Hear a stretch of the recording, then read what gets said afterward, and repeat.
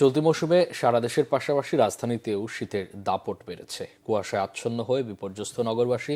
পৌষের শেষ দিকে কুয়াশার সাথে শিশির কণা শীতের তীব্রতা বাড়িয়েছে। তা সত্ত্বেও কর্মব্যস্ত ঢাকার মানুষের আনাগোনা কমেনি। হেডলাইট জ্বালিয়ে যানবাহন চলছে। গত কয়েকদিন ধরে দেশের বিভিন্ন অঞ্চলে ঘন কুয়াশা পড়েছে। কুয়াশা ছিল ঢাকাতেও, কিন্তু গতদিন থেকে সেই পরিস্থিতি আরও খারাপ হতে থাকে। বিশেষ করে দরিদ্র ছিন্নমূল মানুষের অবস্থা চরমে পৌঁছেছে।